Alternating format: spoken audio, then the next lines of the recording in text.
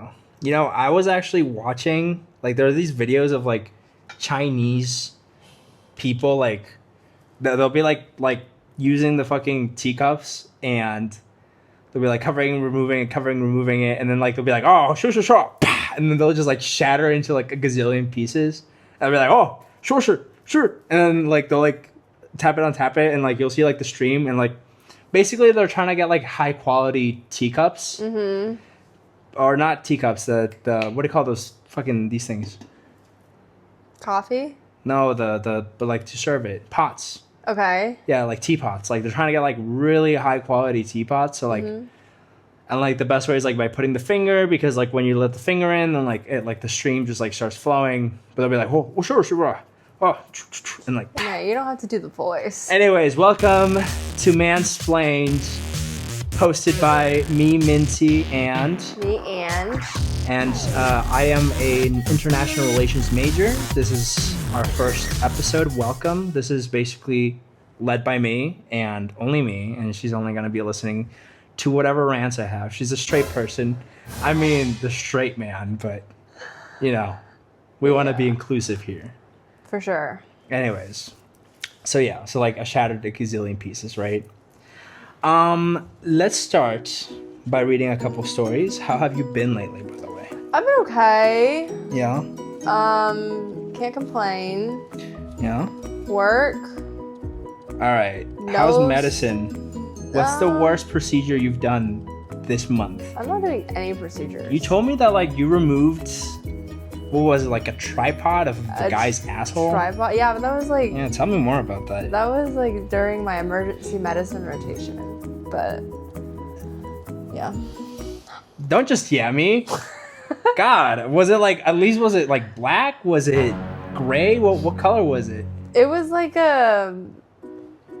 God, I think I blacked it out. It was gray. Your brain just was like, yeah. I'm not gonna. I didn't help. Like, I was watching. I didn't help. Oh, that's even better. Because I was a student. And I was just, I was traumatized. The guy was just like, oh, it's a normal Tuesday. Yeah, he was like, oh, you know, thanks for pulling it out. And then the other guy, I'm guessing was his boyfriend or husband, was like, oh, sweetie, honey, oh my God.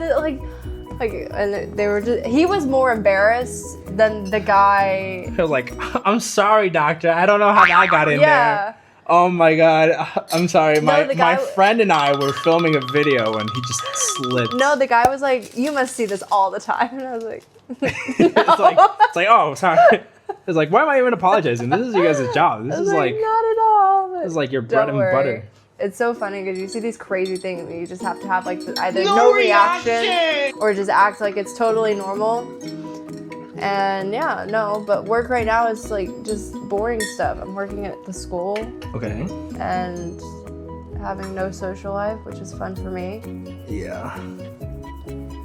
That sounded very enthusiastic from my part, you know? Because that means that she's all mine and I can force her to sit down with me, have weird conversations, and read Reddit stories. Here, let me tell you the following. Am I the asshole for not parking in the handicap spot?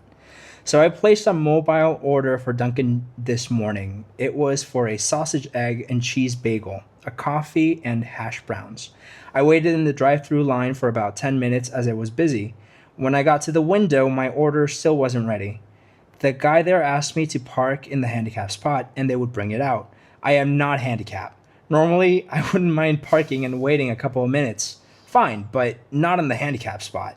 For context, this Dunkin' has very limited parking and that was the only spot available. It looked like there were 2 other spots occupied by other people waiting for their orders. I ended up telling the guy, sorry, I would if there were another spot open, but I'm not comfortable sitting in the handicap spot. I can wait here for it. He seemed pretty annoyed by that response, but I did get my food in about 2 minutes. It's especially annoying since I pre-ordered it through my mobile order. Am I the asshole for refusing to park in the handicap spot? I feel like no one's the asshole. Asshole's a stretch. Yeah. Asshole's a stretch. Asshole to me is like you've done something malicious. But here, it's the absence of doing something malicious. It's like you chose not to. I don't know. I guess like I can see both sides, The other guy is in a hurry, so just go into the spot and get it over with. Like, just be on the lookout. If you see someone with the handicap placard coming, move. Okay, so that's maybe his argument. But then the other guy is like, no, like, I don't even want to put myself in that position where that could be a possibility. I mean, I think they're both really fucking stupid at the end of the day. Like, I think you could just, I mean, either or. Like, I don't think he had to make a statement. He could just be like, okay, cool. Like, I'll just wait. Just, like, go somewhere else or, like, behind the other two cars if you feel uncomfortable parking in the handicap spot. I mean, either way, like, you're not gonna park your car and turn it off and, like, you know, go into Dunkin'. Also, you know, we're gonna talk about Dunkin' changing its name to Dunkin' because I like Dunkin' Donuts. I like being like, I'm gonna go to Double D's, but either way. Is it not called Dunkin' Donuts? No, it's called Dunkin' Down. It's, yeah, Dunkin' now. Yeah. Anyways, I think, you know, in some ways it's like, dude, you're gonna have the car on. If you see someone that wants to park in the handicap spot, just get out of the way, let them in. But, you know, it's in the lapse of, what, 2 minutes? You can wait 2 minutes in the handicap spot. If not, that's totally fine too. Like, everyone has their solutions. Mm-hmm. And I don't think it's, like, I think this guy, like, I feel like the waiter, the cashier doesn't even register it. Like, I think he just was like, okay, and then forgot about it. I think the driver is the person who, like, is overthinking this. And the other guy's like, okay, he just didn't want to park in the handicap spot. Like, also, next, like, you know? How much effort, like, the fact that you go on your, what is this, Reddit, and you type this out, like, how concerned, like, this person's, like, really concerned that they've, like, committed some sort of, like, moral crime, that they feel the need to, like, have public opinion. Like, I feel like at the end of the day, some of this is just common sense. Like, hey, what it? I didn't want to dive into the handicap spot. Yeah, am I the asshole for not wanting to use the spot that's dedicated for people who need that spot? Yeah. Hey, what it? Hello, Bill. I'm a what it? Is that considered a mental disability? Yeah. Yeah, I think it is. I don't know. I'm a what it. So, you know, I think as a person who writes on Reddit, I think he definitely could have parked in the handicap spot because he uses Reddit. Yeah, and for sure he was like, am I the asshole for not using it? He could have probably used the handicap spot and was like, I don't know if this is okay. All right, next one. I kind of want to read it with the fucking Redditor accent. Am I the asshole for waking up the whole family downstairs at 2 a.m. because they thought they could park and block my driveway overnight? We're gonna offend so many people with that accent. In New York City. We rent the downstairs. We're chill and don't mind their friends throwing parties or staying over as long as they respect the property and keep the noise down at night. But a couple of months ago, one of their guys blocked the driveway around 7 p.m. I asked him nicely to move it and not do it again, but he clearly didn't care. Fast forward to a few days ago, I get dropped off at 2 a.m. and see his car completely blocking my driveway again, even going over a bit of the neighbor's side. I stood outside for 5 minutes debating whether to just have him ticketed and towed or wake up the whole house. I chose option 2 and blasted the doorbell for 10 seconds. This part because they do have a kid who goes to school the next day. They answered and I told her the car was blocking me and I needed to leave. It took the guy 5 minutes to come out and he was visibly pissed. He was like, you really have to wake everyone up for that? And I told him that he's blocking me and I need to leave and do it again. And if he, I need to leave and do it again, I'll have it towed. Okay, he forgot to put quotation marks. He said, I'll have to go pay for it. And I told him, fucking watch me. He kept cursing at me, so I said back and repeated, that's why you're listening and moving your car right. Yeah, keep it moving, baby. Buddy. The guy's 40 plus and I'm in college. He moved it and I just walked back upstairs and watched the security cams. I knew he was pissed when he looked at the driveway and both cars were still there. Am I the asshole? I think he needed to add a couple quotation marks because I struggled to read that. I struggled to understand that. I think they're both assholes. Like, for one, Yeah. I think instead of just like, angering or like, throwing fuel to the fire, like I think he could have just been like, hey man, like I told you once, this is the second time. Next time I'll have it towed because, I tried to persuade you, I tried to tell you, and like I'm waking you up at this time because I'd rather not tow it. But if you do this and you really prefer me not wake you up, I'll tow it. You know? And it puts him in that situation where he can't be debating or being pissed off at it justifiably, because now you're not being an asshole about it. You're being like, hey, like I do this because I don't want your car to get towed. But if you'd rather, you're giving him a choice. Either you help me out or I tow it and help you out in your own way. So yeah, but they're both, he was kind of an asshole about it too. So, but yeah, like I guess lightly not the asshole, but I think everyone kind of sucks here. Being obnoxious because you're annoyed by something is more justified than the other guy. Right. As you said, like both are being equally annoying about it, but yeah, I feel like a warning would have been fine, but I don't know. Guy said, he's in his 20s. This is in college, which, how is that necessary? But okay. Like, this guy's like in his 40s. Yeah. Not even in college. The fact the guy's in college with his own apartment with a car, I mean, he must be pretty bourgeois. But no, I mean, I kind of get it, but like, listen, I think it's like a really good skill to have, to just like have customer relations management skills of like being like, okay, like I get it. There's an impasse for people who don't like reading. Impasse means when there's like a blockage, like when it's like, oh, like I want this, you want that, and we're, in each other's way. When there's an impasse, you have to come up with a solution that leaves the other person, not feeling like there are other options, but rather like they're presented all the options available and they can come to a conclusion or a solution together. Okay. But I think that's just my opinion. I mean, I think most people have the right to like kind of be slightly assholes back, but of course, I think it's a very important skill to have as a editor. Here's a hypothetical one.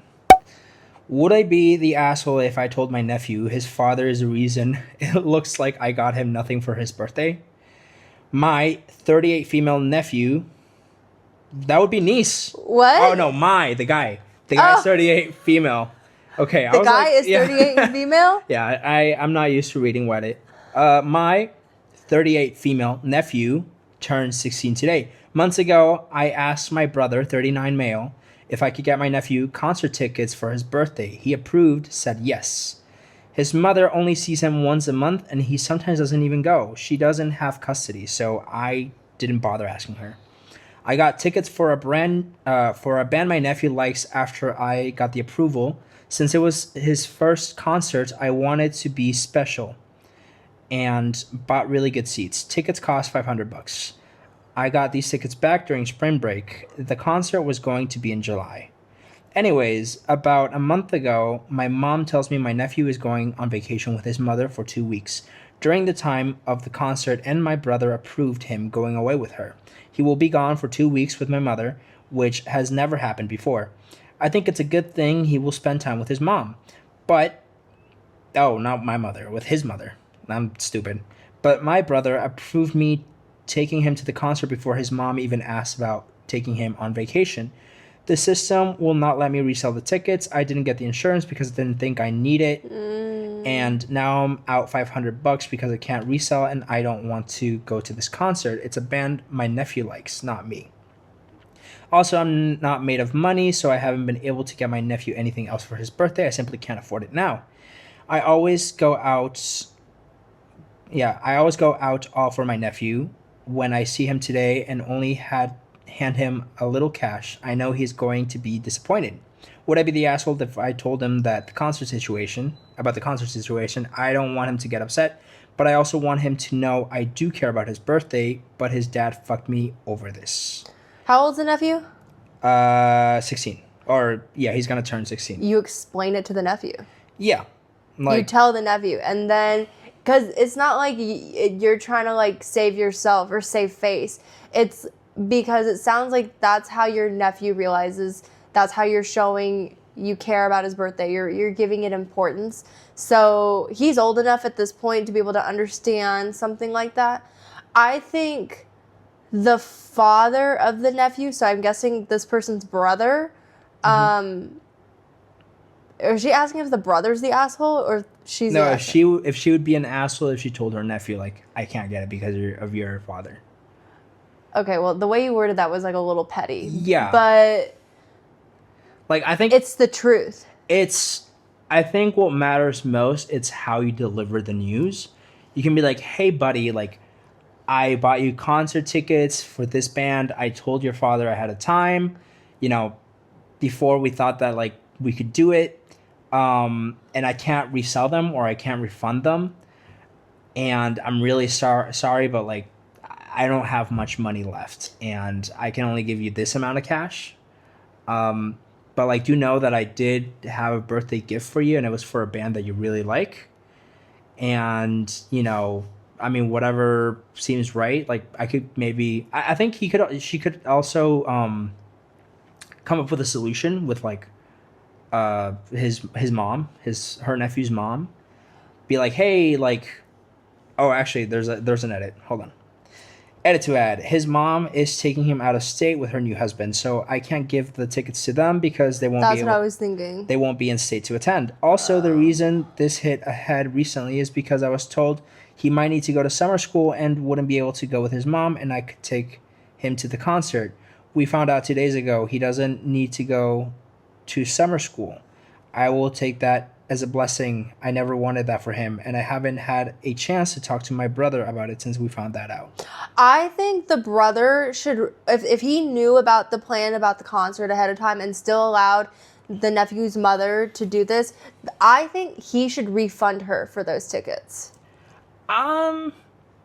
Maybe. I mean, like, at the end of the day, like, whether... Yeah, I mean, I think they can all come to, like, a conclusion. I think, again, like... The most important part is, like, transparency. It's just, like, being like, hey, I couldn't get you something as significant this year because, simply put, I bought you some concert tickets and they're for these dates. I think they could also just, like, I think if she just presented that thing to, like, the nephew, like, he could also just make a choice. He could be like, yeah, like, I can, he can then choose between, like, staying and watching the concert or going with his mom and her husband. And a concert's one day. Yeah. Like, one night. Yeah, but, like, it's one of his favorite bands. So, like, it could also be, like, it's more important to him. Or, like, even, like, the concert is a specific date. Hanging out with, his mom and her husband, like, they could do it another day. Any other time. Like, they could be, like, either before or after the concert. And, yeah, like, I feel like there are so many options. There are so many things that can be done regarding this that, again, I think the most important part of whether or not she's the asshole or not is how she delivers it and what she offers as solutions for this predicament.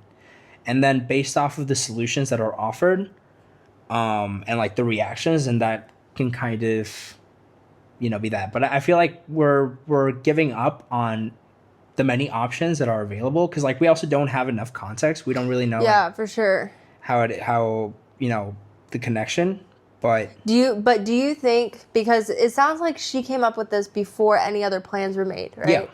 But do you think it's her responsibility or it's up to her to have to come up with another solution when she's not the reason this has become an issue to begin with? No, a solution that everyone needs to, like, participate in. But, I mean, like, really, like, it's... I think just her letting her nephew know and, like, the mom as well, like, communicating with the mom, like, hey, like, I had bought these concerts, like, not trying to be, like, invasive or, like, territorial about it. Not like, hey, I invited him first. He's mine. but rather being like, hey, I bought these tickets with the intention to celebrate his birthday. You know, like it's not, you know, I don't mean to like ruin your plans that you have with him. Like I'm sure, but like I think we should let him choose, and like I think you guys can like arrange something around it if that's how your son feels, right? Like I think at the same time, like we're kind of like putting it too much in like the viewpoint of like the parents and the aunt, and I think like we also need to consider that the kid can also make a choice for his Yeah, for he's himself. 16. He can make his own Like choices. he can also be like, if you present him the options, he could also like choose like what can happen, right? For sure. So yeah, okay, very nice, very nice. Oh my god. So how many cups of coffee am I supposed to have per day? Because like I think I'm on my sixth.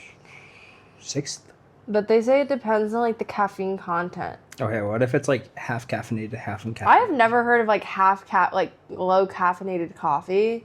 I have no idea. Okay, well, let's say like each cup is one. No, let's say two cups are one. If it's half, like 2 cups are one. Two cups are one. I think they say you're not supposed to exceed 2 cups of black coffee a day. Oh. But the problem is you put a shit ton of sugar. I don't put sugar on it. I put stevia. Okay, there's a difference. And what is this? Cream? It's evaporated milk. It's dairy that causes inflammation. It's not just plain black coffee.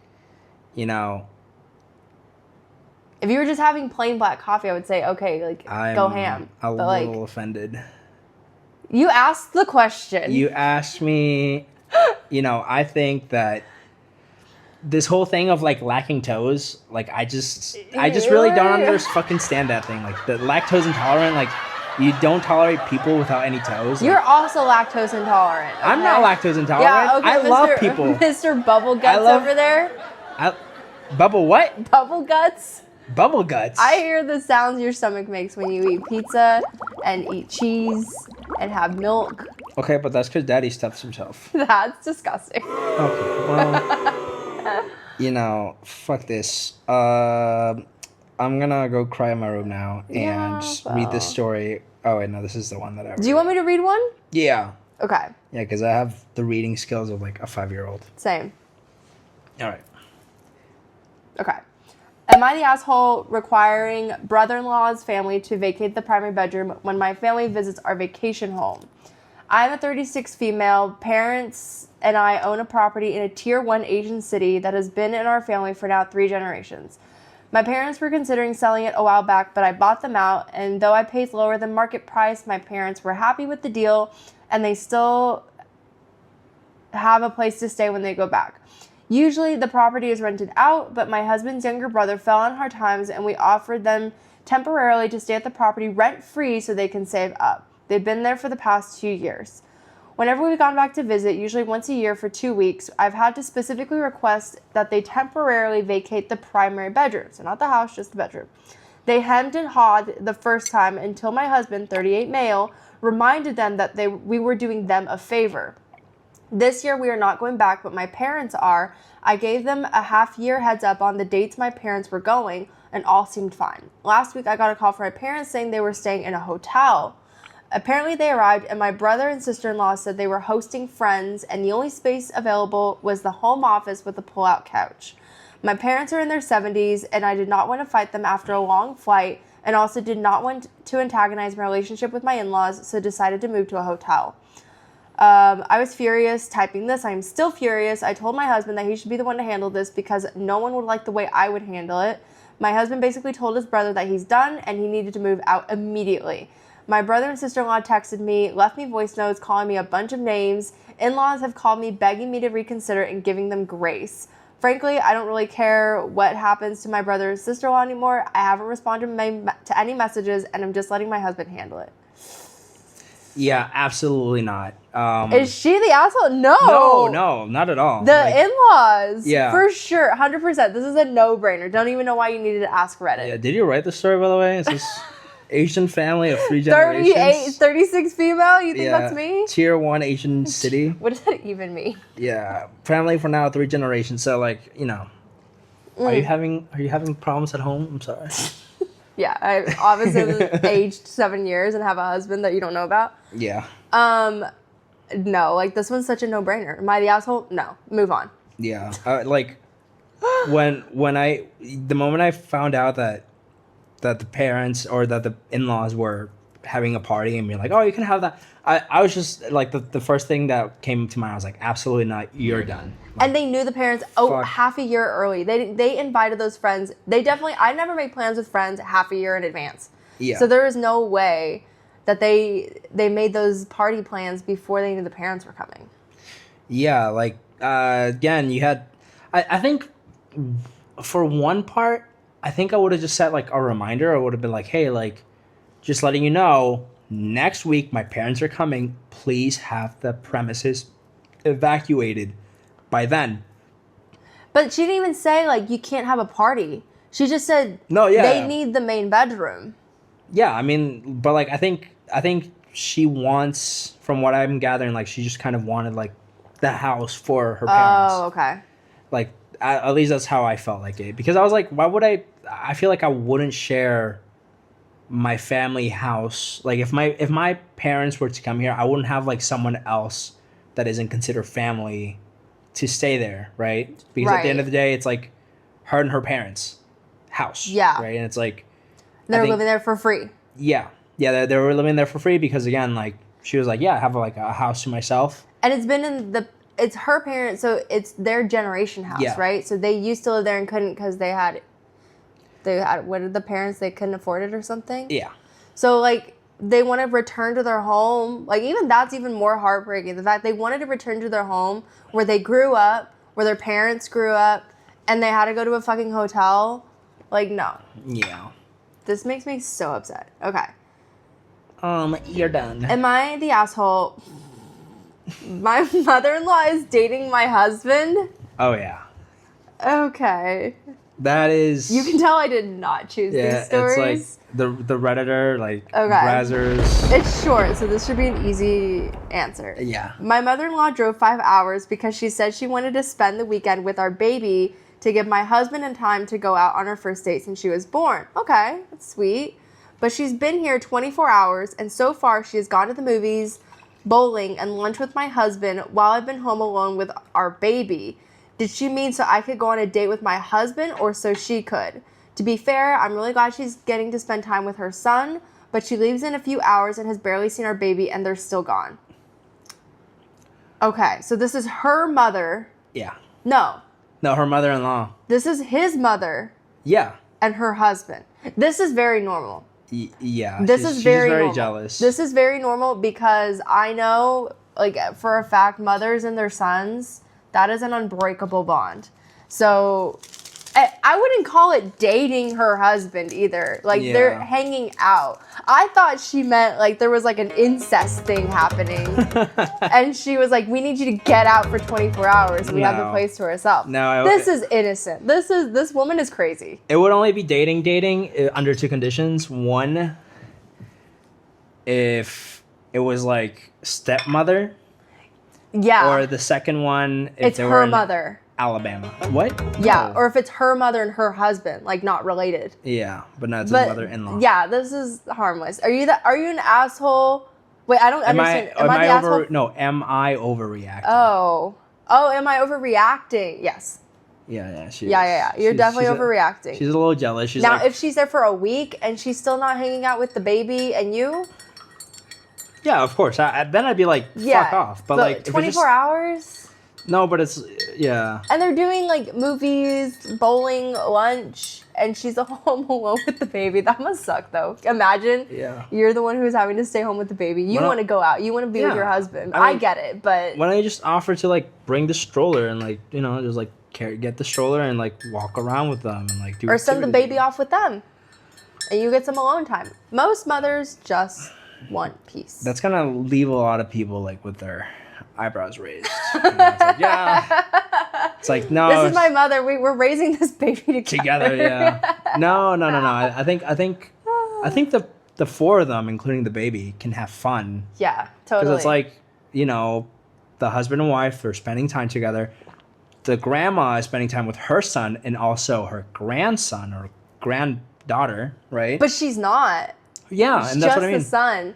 That's the strange part. That's the strange part because most grandmothers are like really, they come to visit specifically because they're like going obsessed with the grandbaby. But she's just going out with the husband.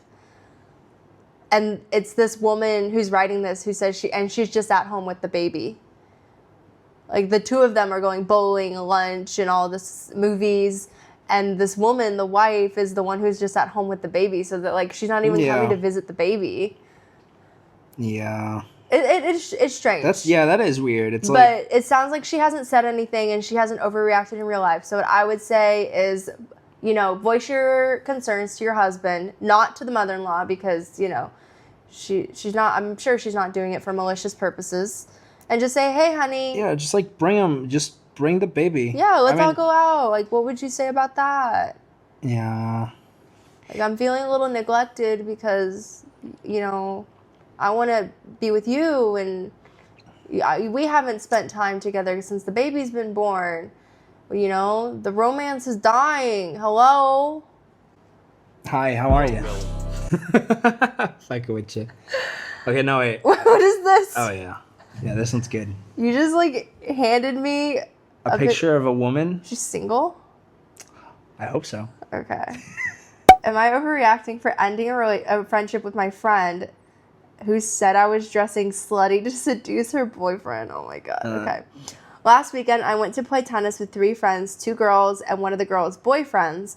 When I went to take a break, I overheard her telling someone that I was dressed way too revealing and basically trying to seduce her boyfriend. Mm-hmm. I was literally just wearing a white tube top, not what you wear to tennis, okay, and a tennis skirt, like normal tennis clothes. I didn't even invite her boyfriend. She brought him, and I wasn't flirting or doing anything weird according to what she's writing. Just playing tennis. I didn't say anything in the moment. I just sat there pretending I didn't hear it, but honestly, it's been eating at me ever since. Like, I thought we were close, and the whole time she was looking at me like I am some kind of threat.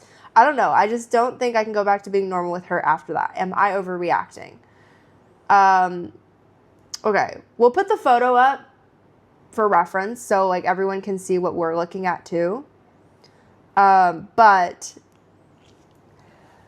okay, the first answer to her question, is she overreacting?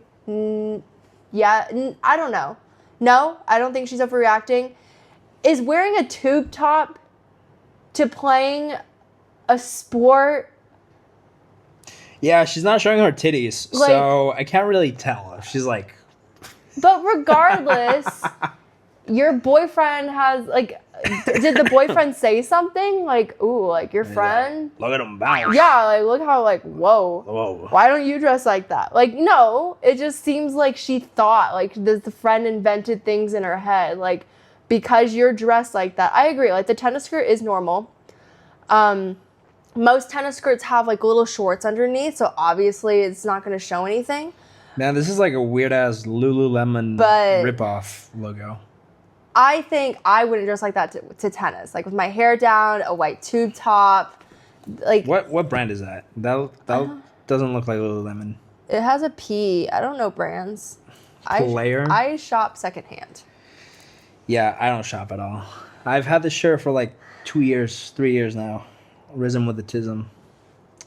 Yeah, I mean, I think we need a better picture of for science reasons of her front area, because if they're I mean, here I'm gonna say it. For one part, yeah, the guy shouldn't even need to be staring at another woman, right? The guy has self-control, yeah, or should have self-control. But for another argument, it's also she has what's the word? Ridiculously big melons.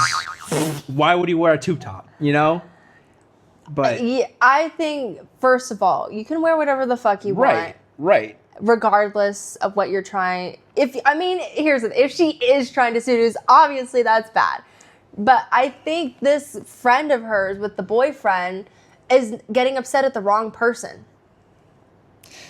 Yeah. The person to get upset with would be the boyfriend, not the friend. Why are you looking? Why are you staring? And it doesn't even sound like he said anything. He didn't be who's your friend? man, she really grew up. Like, I don't know, you know, like, I don't know, this person. I think at the end of the day, like, I think it's fair. Like, if you know, I will defend her in the sense of being like, yeah, like at the end of the day, like if her friend is insecure that like, you know, she's trying to seduce him with a tube top, then yeah, maybe you should end it, because then like it's like, okay, first it's gonna be the tube top, then it's gonna be this, then it's gonna be that. So yeah, like the main part is like, yeah, like don't let your friends control how you dress, and like surround yourself with people who like are comfortable with themselves and with you. I think the person overreacting is the friend. Yeah. I mean, I think in any like for her to end a friendship over that's crazy. Yeah, I think unless there's other context we don't know about, but just based off of this one post, if this is really the only thing, the only reason the friend didn't want to be friends with her anymore, that's overreacting. She stopped being friends with her. The girl in the picture. Yeah, so stop the friendship with the friend with the boyfriend. Yeah. She was like, I'm not, which at the same time, it's like, yeah, I guess she's not overreacting. No, because she's like, oh, my friend called me slutty. Yeah, I think she's putting boundaries. Yeah, and I think it's fine. It's fine to put boundaries. Like, I think it's completely fair. I'm just saying, tube top at a tennis game is... If she's the one playing tennis, that's crazy. Yeah, that's a wild choice.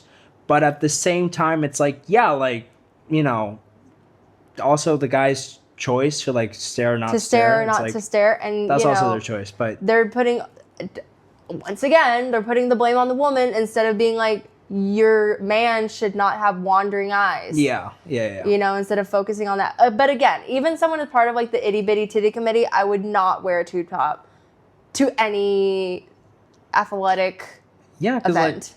Like, it's very easy, especially when you're sweaty. Like, shit can slip off. So easy, unless, like, I don't know. Yeah, the tennis skirt is fine. I got titties. Tennis skirt is fine. As a triple D's guy, you know.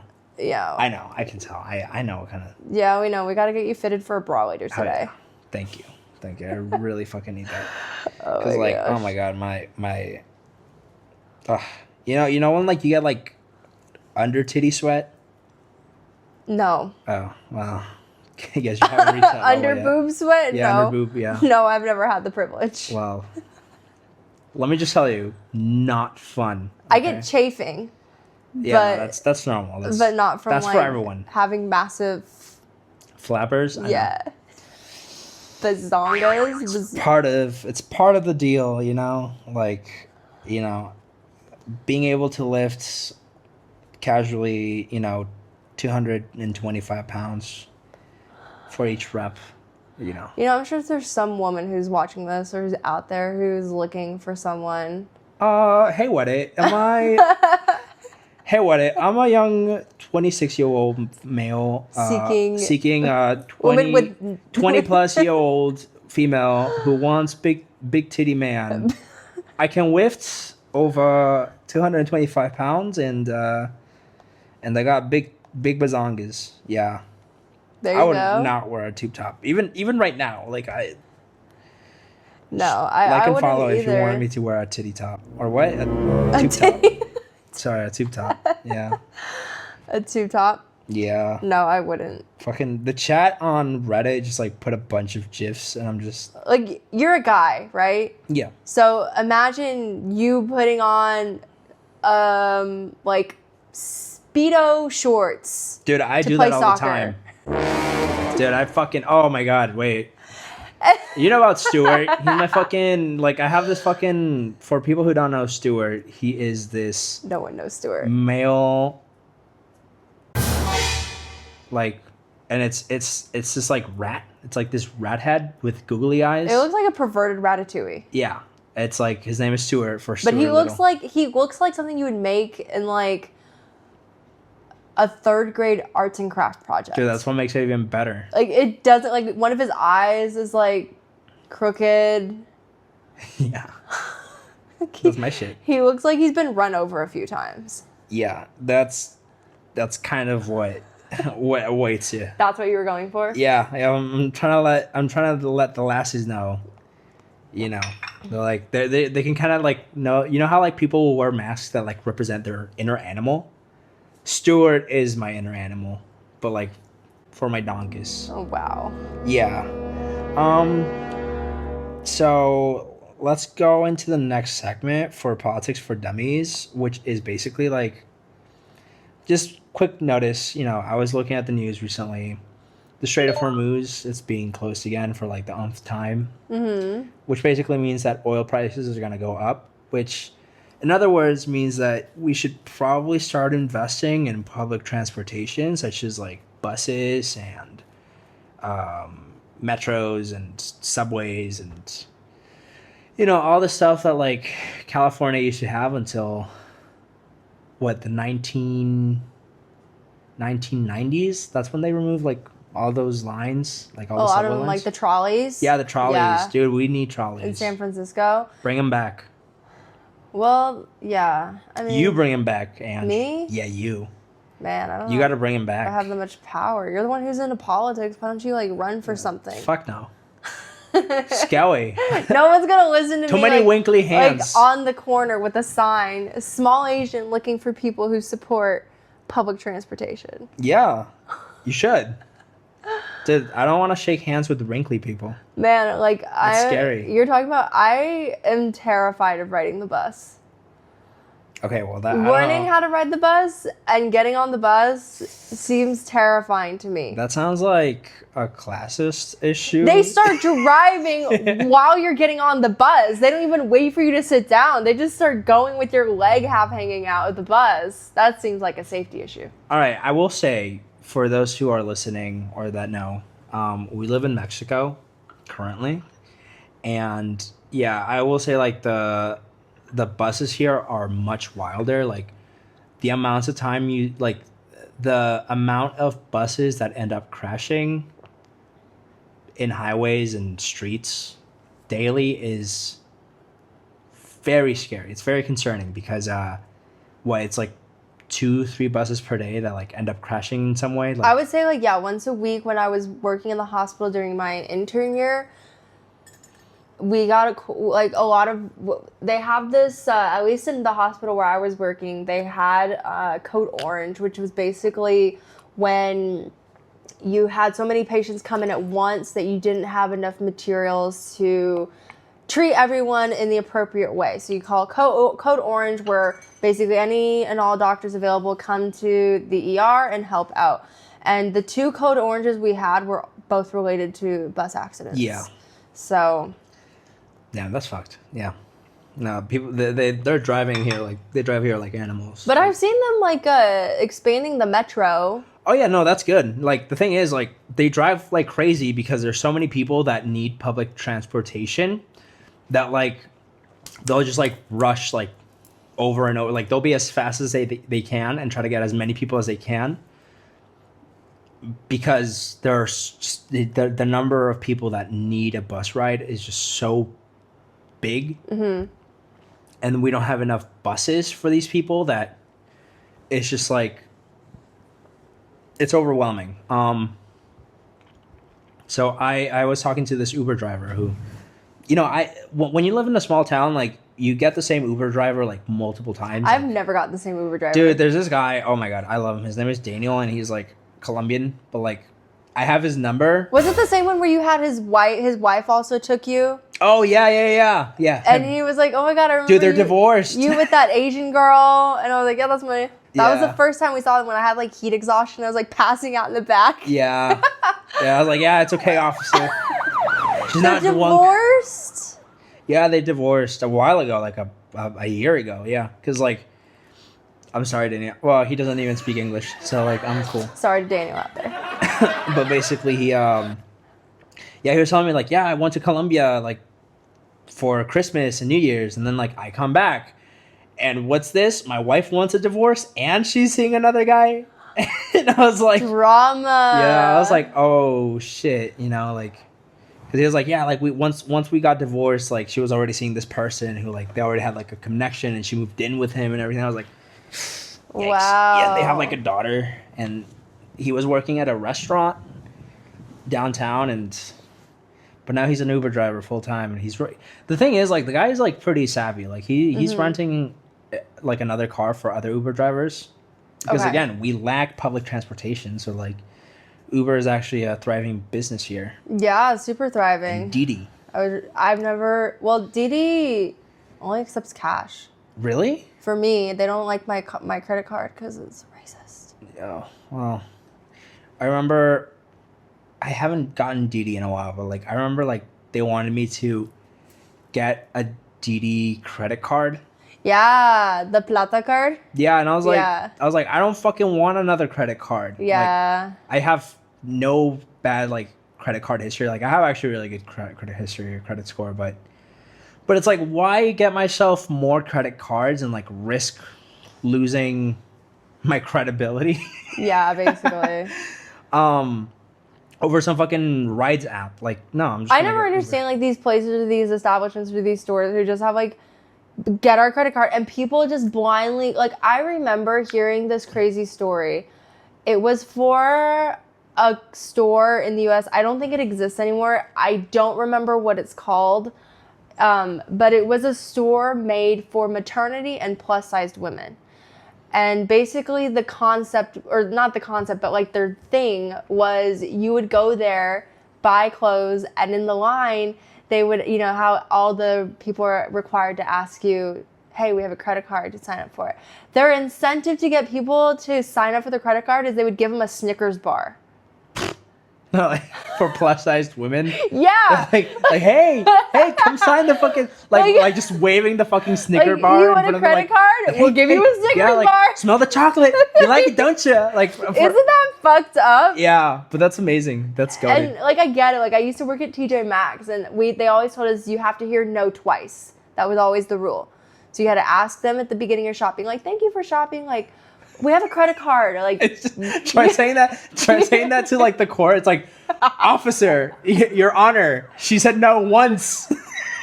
And I remember I was supposed to be told twice. I was told a second time no. No, but like So Yeah. I remember they would push that on us. Of course, you get like rewards and incentives for getting the number of credit cards, but like it's just so. I remember they were like, yeah, they're asked like, did my bank get called to like confirm that I'm eligible? And it was like not even like we would just put it in a system. It would say approved, and then that's it. So like be careful. Don't just like sign up for random credit cards, you guys, unless there's a Snickers bar involved. Yeah, and also read like the terms and like, I worked at a gym, called, I'm not gonna say the name just because like, I'm not gonna pull a U and say TJ Maxx, but I worked at a gym. Well, that was the It's a US. famous franchise in Latin America. That's what I'm gonna give. It's pretty popular in Latin America. It comes from Brazil. That's it. Man, you're just really. Any more details you want to put out there? Yeah, their insignia, their colors are yellow and black. And they have this plan called the Smart Plan, and this other one called Fit Plan, and then this other one called the Black Plan, right? But the Black Plan and the Fit Plan have fidelity. They have like a fidelity program, which means that if you sign up to those plans, then you have to stay there for a year, and if you don't, they'll charge you like 30% of the remaining months. In other words, if you cancel on your third month, they'll charge you 30% of 9 months. If you cancel on your 10th month, they'll just charge you 2 months worth, 30%. And yet, no one fucking read that. Like, no one. You're like, are read, you sure? Are you sure Yeah. you want to sign Like, up for this? It got to the point where, like, by the first month, I realized no one fucking reads that. Like, no one reads the Because goddamn y'all contract. just tell them about the benefits. You're not going to tell them the down. No, but it says there. Like, no, they literally, it literally says, like, fidelity plan. And no one asks anything. There's only a handful of people that whenever I showed them, like, the promotions, they'd be like, why is this one less expensive than this one, even though, like, I get more benefits here? Okay. And then I was like, dude, I'm so happy. Like, I'm so happy you asked because... Don't get this one. Yeah, like, I know. I was like, I'm so happy because there's actually a reason, like, 30% thing. Yeah. But by the first month, I realized, like, okay, like, I want to be as transparent as possible because I think, in sales, you have to believe in the products that you're selling, but also, For sure. like, hear the customer, like, kind of go to their point of view. It's like give them the full scope of the products so that they won't end up with, like, a negative negative impression. Yeah, like they don't leave with like a yeah, and like yeah, I would just be like, yeah, so like this and this, so and then I would tell them about the 30% thing myself because they would never fucking read it. And then there were like these people that would sign up online and like I would have to like remind them of like the 30% fee. And they'd be like, yeah, I get it. And I was like, cool. I think some people also they just like to throw money at something. Yeah. And especially in the area where we live, that's just the tendency of like, let me just throw money at it. I'll be surprised if there's a consequence later because I didn't read something. I'll deal with it then. Yeah.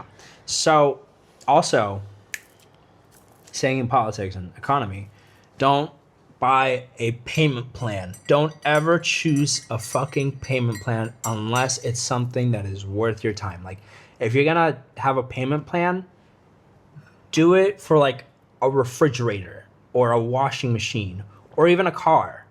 But if you're gonna do a payment plan for fucking burritos, or like Amazon now has like payment plans. Yeah, like they have payment plans for like the stupidest of things. So it's like, oh, instead of like paying, I don't know, $50 for this product, I'm gonna pay $10 each month for 5 months. Yeah, and so like it's like this mentality where it's like, well, now that I'm only paying $10, that means I'm saving up $40 and I'm gonna spend those $40. And it's like, no, you're losing money.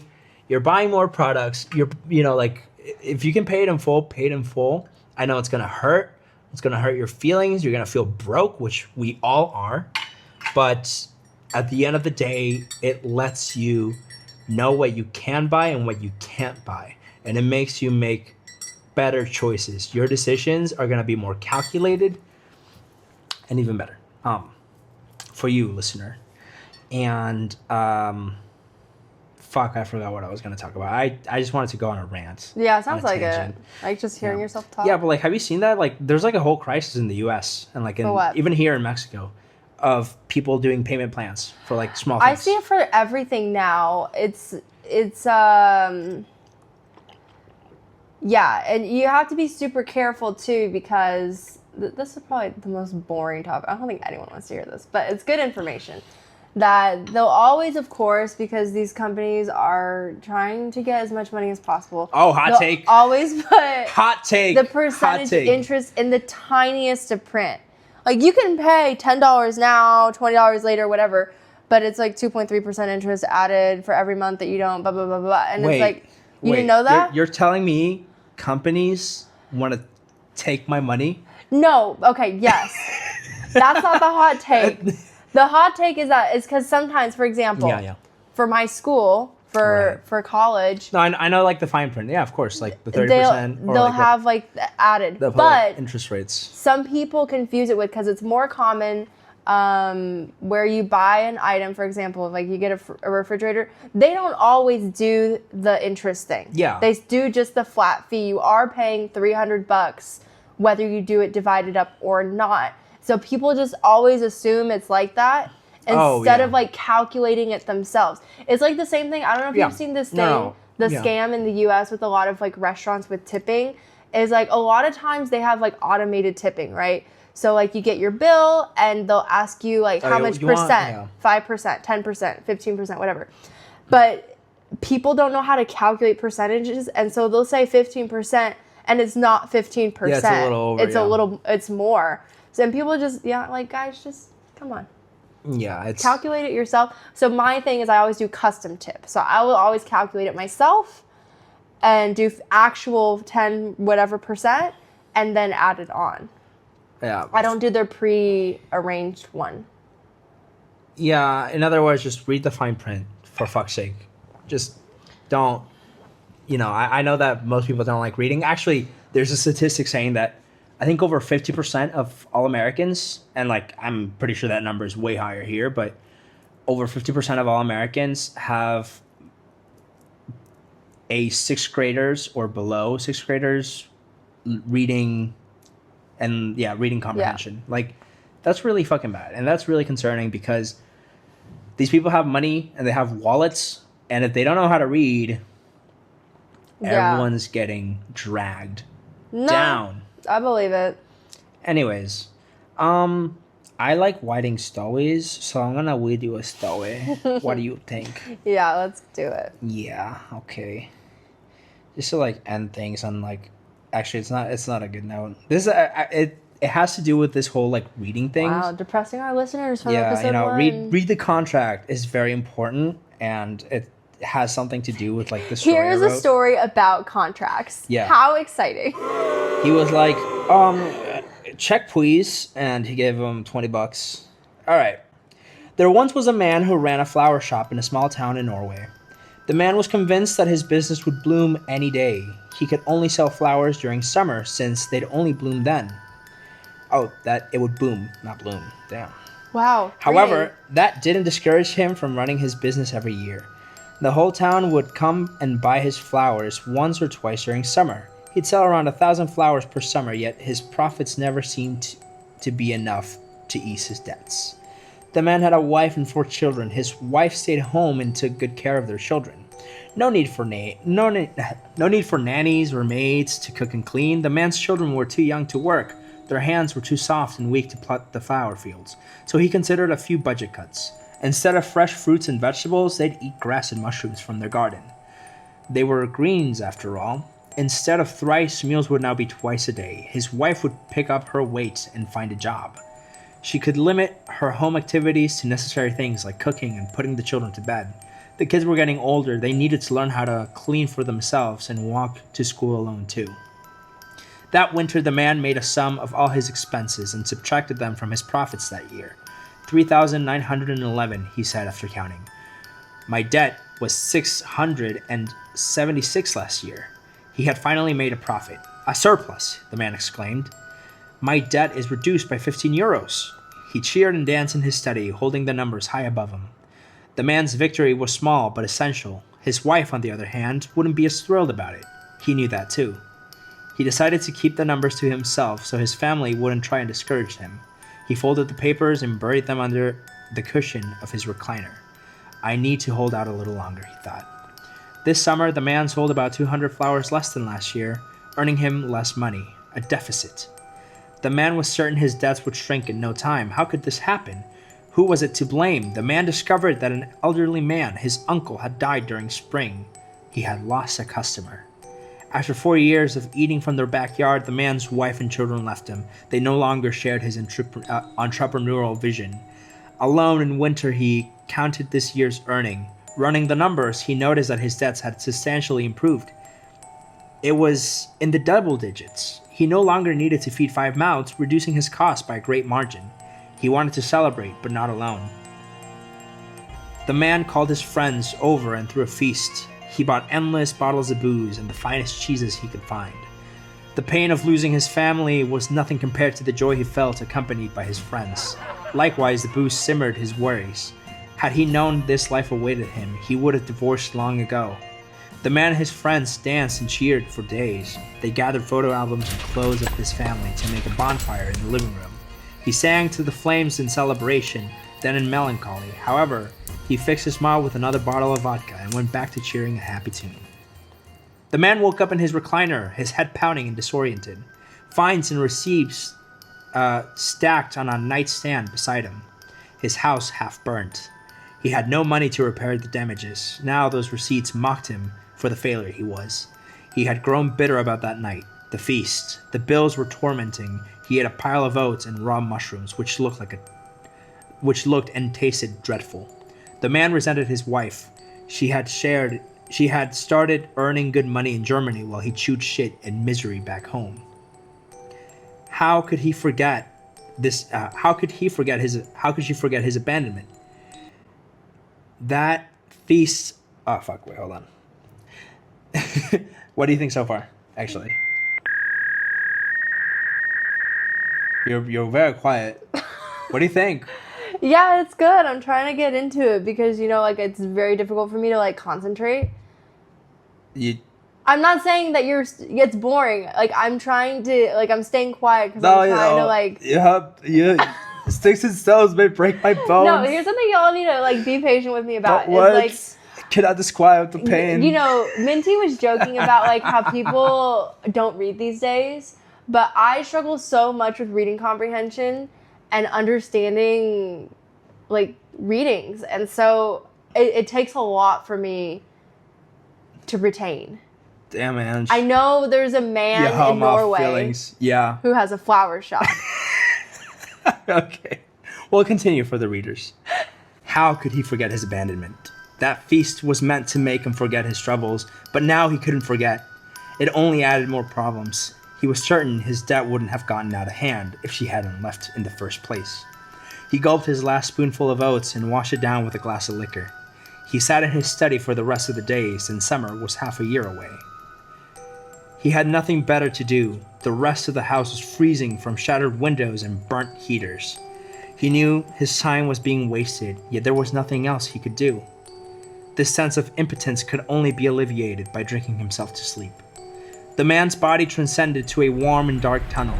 The walls radiated a dim crimson, oozing a thick gloss onto the puddled floor, contracting and decompressing like a pulsating vein. There was a muffled rumbling nearby, interrupted by footsteps approaching. A shorter and fatter man arrived. "You can call me Ammon. No, I don't need your name. I already know who you are." Ammon leaned against the tunnel wall and continued. "Folks like you come here to bargain. Every man, woman, child that's come here is in some kind of need, and you, my friend, need guidance. I can help you with that." He smirked. "How did I get here, Ammon?" "Usually when you dream a little too deep, or when your life slowly draining from an accident." "Why can't I wake up?" Ammon smiled with excitement. "Because we're bargaining.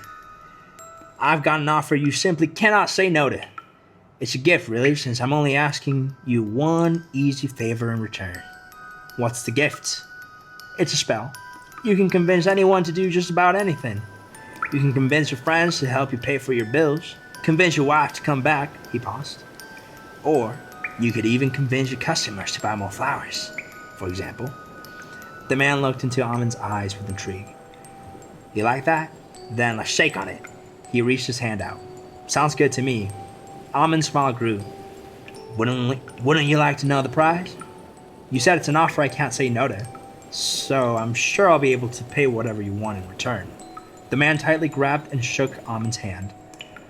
"I did say that," Ammon chuckled. Instantly, the man woke up in his study. He pissed himself while asleep. The dream felt too real. He had to try it out for his sake. Though apologetic about it, the man had contacted his friends to help him pay the bills. "I know I ordered the food, but it ended up costing me a lot more than I was hoping for. Could you pay me your share?" His friends understood completely and sent him money, summing enough to repay his debts. He tried again, this time with a little more confidence. "Pay me a 20% interest. I'd really appreciate it." More money came in. Next, the man knew his wife would certainly come back now that his wealth had returned. His voice quivered with nervousness at first. "I fucked up. I should have been there for you and the kids. Please let me make it up to you guys." They came over for dinner that weekend. At the table, he boasted proudly, "I've been making a lot of profits this year. I promise you and the kids will live comfortably with me." And so they stayed. Summer came and the man was ready to sell. He received customers with a grin. Usually, the townspeople would buy a bouquet or two to decorate their homes. However, he insisted to his customers, "Why not buy another one for a relative? What about the deceased?" Halfway through that summer, he sold his usual 1,000. The spell worked, but how long would this last? The man's excitement turned to uncertainty. By the end of that summer, his fields of flowers became prairies. He had sold every last flower of his. From earnings to fortunes, the man's bank account had reached hundreds of thousands. He had received so much money that he had to buy a bigger shop, a bigger house, and the best food for his family. By winter, his account was in the triple digits. He didn't mind though. He'd always have more flowers to sell. For now, he'd spend time with his wife and children. However, with his wife away at work and his children learning in school, the man was home alone. It didn't take long to convince himself to visit a casino. He had plenty of time and money to spend. By spring, the man was reaching zero. He didn't worry though, since he could always sell more in summer. Finally, his business had boomed the way he had envisioned. The man had grown fat and developed a palate for hard liquor. Whether he was upset or happy, he always had a purpose to drink. Summer came and the man's shop was empty. No flowers had bloomed, and customers came in puzzled by the lack of products. They asked too many questions like, "Why is your store open if there are no flowers?" Or, "Shouldn't you be with your family instead?" He would simply answer, "What else am I supposed to do?" He grew more and more irritated from the lack of sales. The spell didn't have the same effect as before. Now, people acted disillusioned by him. Every time he proposed a new business idea, people would roll their eyes away disapprovingly. By that winter, the man had debt worse than any previously. He had to see Amin. He tried over and over again to do so, sleeping pills, passing out from alcohol. He even asked his wife to suffocate him once with her pillow. But to no avail, he hadn't seen him since. His debt had worsened since his business started. The man was alone, miserable and drunk, walking on a set of train tracks during a blizzard. The man's plan was simple. He'd run himself over by a passing train. He thought that he'd be able to force himself back to Amin, because trains can't stop immediately. The conductor would effectively kill him in an accident. This has to work, he thought to himself. What do you think so far? Okay. Anyways. Okay. In the distance, an opaque light made itself visible in the thick snowy air. This is it, the man thought. The train looked old and heavy, made from thick iron parts. It was very pointy and rectangular, so much that it would be unpleasant to hold in your hands. The engine roared from far away. It made its presence known, screeching at every turn. Eventually, the translucent beams aimed his way. The ground shook as the train boomed closer. He could begin hearing the hisses from the intricate pipelines of the train. The man resisted his instincts to jump off the tracks. He could feel the adrenaline rushing along his veins, making his body twitch uncontrollably. The train towered in front of him as the conductor cried out, "Get out of the way!" Flesh tore apart, and the man felt every bone in his body snap from the locomotive's momentum. The pain was excruciating, seconds distorted into what felt like an eternity. So he began praying to himself, making promises to improve next time. The operator's screams of horror vanished. The man was back in the dark tunnel again, shaking with fear and excitement. Amin wasn't around, so he went looking. He arrived at an opening. It was too bright to see out. "Amin," he shouted. "Are you there? I need some guidance again." But the opening remained silent. If he's not out, then he must be in. He turned around. The tunnel was a single steady path. Hours passed and he grew wary. Days passed and he grew desperate. And eventually, he did find Amin. "Hello again, stranger," Amin said with a welcoming smile. "I need your help. Turn around and keep walking. It's a dead end." "Is it now?" Amin raised his eyebrows and tilted his head. "No, I saw lights, but I didn't hear you answer, so dead end to me." "That's the only place left to go, my friend," Amin chuckled. "No," the man refuted. "I need a second chance. Everything was perfect when the spell worked. What happened?" "You broke your terms, so the contract's broken," Amin replied casually. "You never told me what it was," the man clamored. "I offered to tell you, but you didn't feel like listening." Amin's smile faded. "You spent a year doing whatever felt right by you, knowing you could have listened. You chose to continue blindfolded, and now, after losing everything and more, you come here demanding answers." The man stood in silence, snarling at Amin. "I didn't expect a sudden expiration," he gritted his teeth. "You said I had an easy request. How can I possibly fuck up so soon?" "You really want to know?" Amin smiled again. This time, he brimmed with excitement, like a child about to tell a secret to his closest friend. The man remained glaring at Amin as he cackled. Do you wanna guess what the condition was?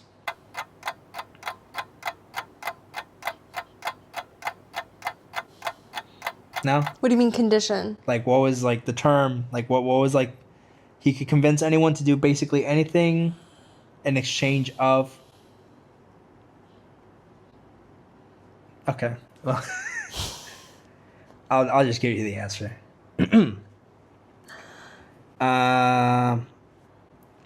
Your condition was simple, really. So simple, in fact, that any year prior you could have kept the contract perfectly intact. All you had to do was not cut all of your fucking flowers. He burst out laughing. How can you expect to sell flowers without any flowers? You could have kept one flower, a single flower in your fields, but you chose to sell it all. Fuck you, the man shouted. Take me back. I'll make a different kind of living then. No, my friend, Amon panted as he tried to compose himself. You're dead. But I came here by accident, remember? There was no accident. An accident requires an intent, or better put, a lack of. You purposefully walked towards a moving train. Amon collapsed onto the floor laughing again. You put yourself there and didn't think twice about it like a fucking deer in headlights. Anyways, that's what I have so far. What? The last part had me really captivated. What last part? One with the train. Oh, yeah. And almond. Almond? Like his name? almond breeze? What? Oh, shit, wait, there's a thing. No, keep going. I glaze her face like Krispy Kreme. She drink my nut like almond breeze. No? You don't? Okay. There could be children watching this. I hope not. I hope children don't watch this. What kind of kid is like watching a podcast about people talking about like spending their money stupidly?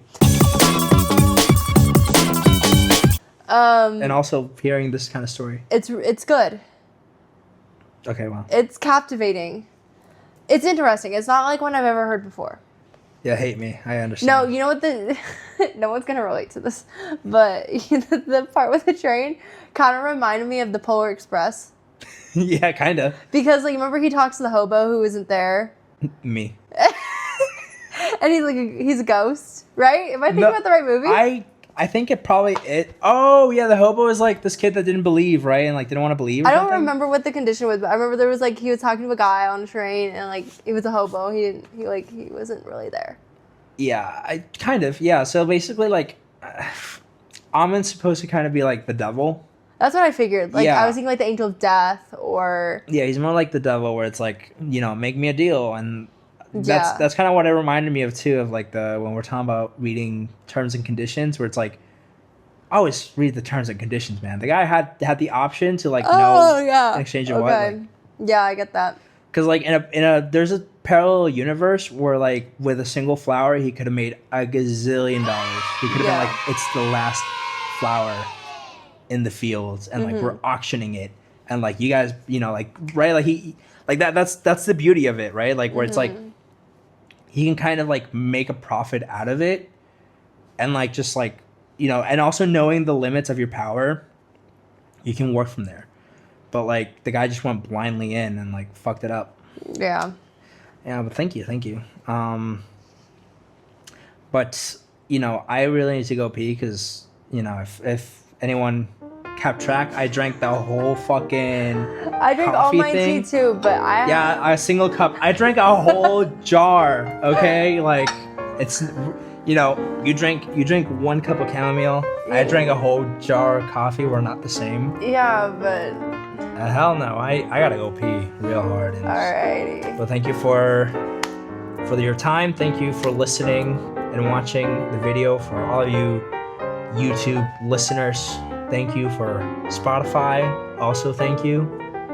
I don't know where we're gonna upload this, so like we're gonna do the video on YouTube, and hopefully like I don't know how it all works yet, but like video and audio on Spotify and stuff, so it'll be accessible to as many people as possible. We'll try to do an episode a week. That's the hope. And just bring you like just different stuff like we did today. The Reddit stories will be a pretty recurring segment, and whatever Minty else has to offer you, like I don't know. Yeah, it's called mansplaining after all, so I'm the one who's offering. Exactly. All right. We will see you guys next time. Bye.